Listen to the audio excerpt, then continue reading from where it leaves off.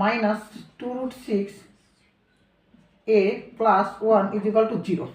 a square minus 2√6 a plus 1 is equal to 0। এই যে আমাদের টাইপ 1-এর প্রশ্ন। তো টাইপ 1-এর প্রশ্ন এছাড়াও আরও কিছু করা যায়, সেটাও করে দেখাবো। তো দেখো এখান থেকে এই প্রশ্নটাকে আমরা প্রথমে বা ইউজ করলাম, ওকে।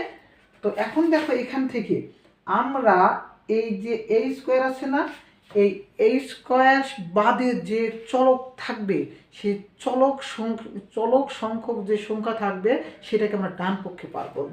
দেখো তো a স্কোয়ার বাদে চলক আছে, এখানে a আছে না, তাহলে এইটাকে আমরা কি করব, ডান পাশে পার করব, ওকে। তাহলে দেখো তো এখানে আছে কি a স্কোয়ার, এই যে আমাদের প্লাস 1 ইজ ইকুয়াল টু, দেখো তো আমরা জানি যে মাইনাস যদি বা সমানের বাম পক্ষে থাকে, ডান পক্ষে যে কী হয়, প্লাস হয়। গুণ থাকলে কী হয়, ভাগ হয়, ওকে। এবং বিপরীত প্রক্রিয়া চলমান, বিয়োগ থাকলে যোগ, ভাগ থাকলে গুণ।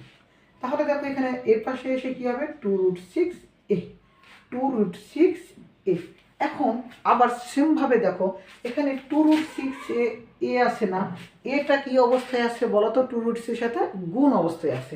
কি অবস্থায় আছে, গুণ। তাহলে a স্কোয়ার প্লাস 1 এর সাথে এটা কি হবে, ভাগ হবে। এটা কি হবে বলো তো, যে ভাগ হবে।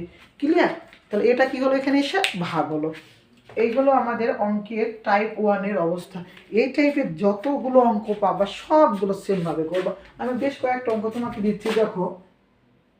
মনে করো যে P square plus 3a plus 1 is equal to 0, এই টাইপের প্রশ্ন। এই টাইপের যতগুলো প্রশ্ন থাকবে, এই যেটা আছে না, এটাকে কি করব আমরা, এই পাশে পার করব করে, সরি এখানে 3a লিখে দিয়েছি, 3p হবে, ওকে।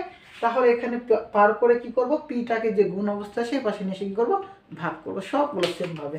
তাহলে দেখো যে এখন এখানে একটু ভাঙানোর নিয়মটা ভালোভাবে ক্লিয়ার দেখবা, যে আমরা কখনো যদি এইরকম অঙ্ক পাই, a প্লাস বি ভাগ সি অথবা a ভাগ বি প্লাস সি, দেখো এখানে ভালো করে বলবো এটাকে, ওকে।